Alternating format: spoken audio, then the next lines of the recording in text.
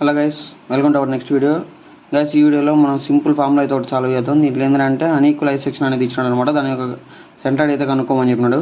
So problem అయితే ఈ విధంగా ఉంటుంది. Determine the centroid of the cross sectional area of an unequal section అన్నాడు అనమాట. సో మనకు సెక్షన్ అయితే ఇచ్చినాడు. దీంట్లో వాల్యూస్, లెంత్ ఇవన్నీ అయితే ఇచ్చాడు అనమాట. ఎంత ఏది ఎంత ఉంటుంది అనేసి. సో మనం జస్ట్ సింపుల్గా దీని యొక్క సెంట్రాయిడ్ అయితే కనుక్కోవాలి. గైస్, మనం సెంటర్ కనుక్కోవడానికి సింపుల్ ఫార్ములా ఏదంటే సెంటర్ అంటే మనకి తెలిసిందే, మిడిల్లో ఉంటుంది అనమాట. ఎక్స్ యాక్సిస్కి వై యాక్సిస్కి మన X axis coordinates, Y axis coordinates అయితే కనుక్కోవాలి. ఆ మిడిల్లో ఉన్నది అనేది మనం సెంట్రాయిడ్ అంటాం. సో కనుక్కోవాలంటే మనం ఎక్స్ యాక్సిస్ సెంట్రాయిడ్ కనుక్కోవాలంటే a1x1 plus a2x2 plus a3x3 divided by a1 plus a2 plus a3.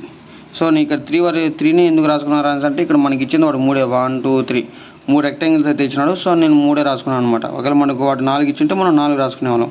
Why axis centroid అనేది ఏముంటుంది అంటే a1y1 plus a2y2 plus a3y3 divided by a1 plus a2 plus a3. So మనం సింపుల్గా ఇప్పుడు values ఏవే కనుక్కోవాలి. a1 a2 a3. Area of the rectangle 1, area of the rectangle 2, area of the rectangle 3.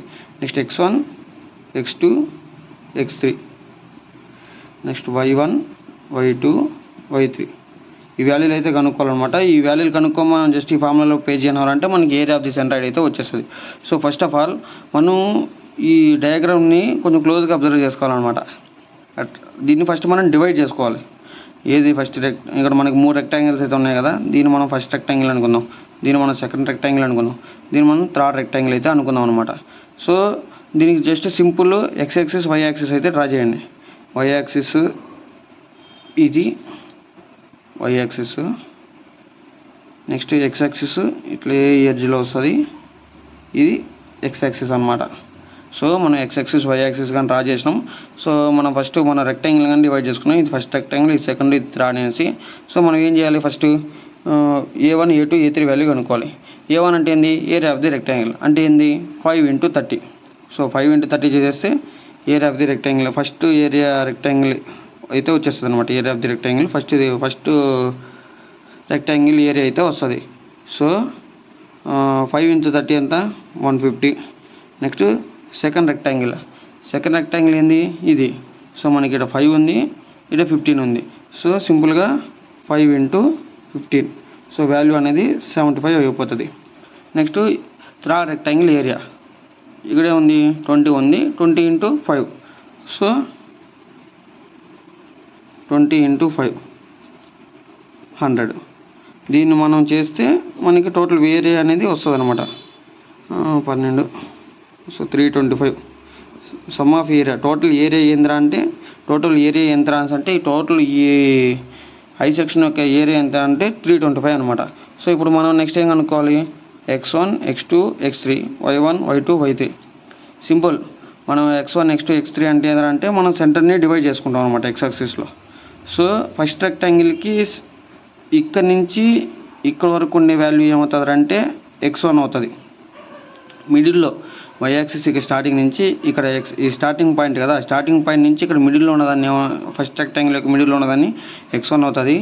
Same సినారియోలో కానీ x2 కానీ ఇక్కడ second rectangle మిడిల్లో ఉన్నది x2 అవుతుంది. నెక్స్ట్ సేమ్ ఇక్కడ థర్డ్ రెక్టాంగిల్ సెంటర్లో ఉన్నదాన్ని x3 అవుతుంది. మనం చూసినట్టయితే సెంట్రాయిడ్ అనేది మిడిల్లో కట్ అవుతుంది. సో మనకి x1 x2 x3 వాల్యూ అనేది సిమిలర్గా ఉంటాయి అనమాట, సేమ్ వాల్యూలే ఉంటాయి.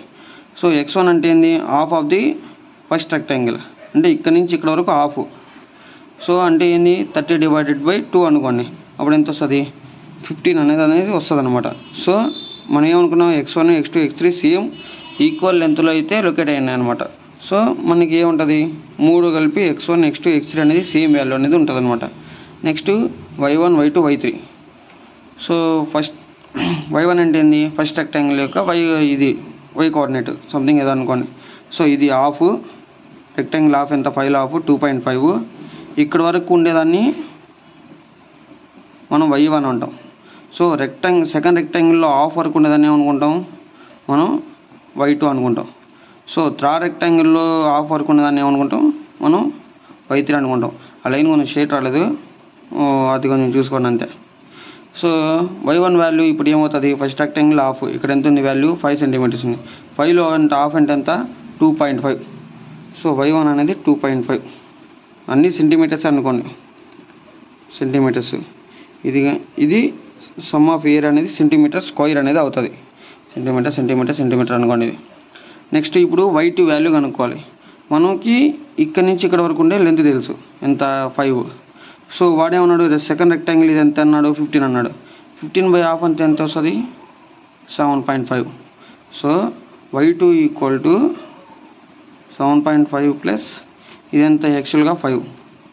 సో 5 ఎంత అవుతుంది, ఇది 12.5 సెంటీమీటర్స్ y2. సో y2 అనేది ఎంత అవుతుంది 12.5 సెంటీమీటర్స్ అవుతుంది అనమాట. నెక్స్ట్ థర్డ్ మనం y3 అనేది కనుక్కోవాలి. y3 అంటే ఏంది, ఇక్కడ నుంచి ఇక్కడ వరకు హాఫ్ వరకు ఉండే డిస్టెన్స్. సో ఆల్రెడీ మనకి ఇక్కడ నుంచి ఇక్కడికి ఎంత అని తెలుసు, ఎంత అంటే 5 + 15 20, ఇక్కడ వరకు 20. ఇంకా దీంట్లో హాఫ్ అంటే ఇక్కడ 5లో హాఫ్ 20, ఇక్కడ ఒక 2.5.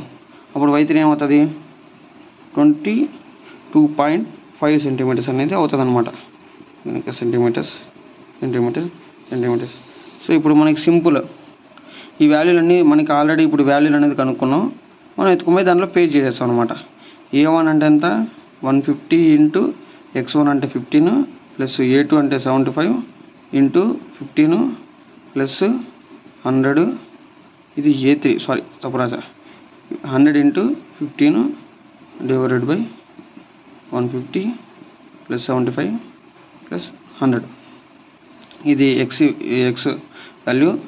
నెక్స్ట్ y వాల్యూ ఏమవుతుంది, a1 y1 కదా, 150 ఇంటూ y1 అంట 2.5 plus a2 75 into 12.5. Next a3 100 into 22.5 divided by a1 a2 a3 150 plus 75 plus 100. So మనకైతే సింపుల్గా అర్థమైంది కదా గైస్. మనం ఫైనల్గా ఇంకా దీన్ని వాల్యూని అయితే మనం సాల్వ్ చేసినారంటే ఎక్సీ అనేది 15 సెంటీమీటర్స్, వైసీ అనేది 10.96 సెంటీమీటర్స్ అయితే వస్తుంది అనమాట. ఇది సింపుల్ ఫార్ములా. అయితే జస్ట్ మనం ఒక ఐ సెక్షన్ తీసుకొని ఏ విధంగా సాల్వ్ చేయాలనేది మనం అయితే చూసామన్నమాట, దీని యొక్క వాల్యూ అనేది. సో ఈ వీడియో ఇక్కడికైతే స్టాప్ చేసిన ఫ్రెండ్స్. నెక్స్ట్ వీడియోలో మళ్ళీ కలుద్దాం. బాయ్.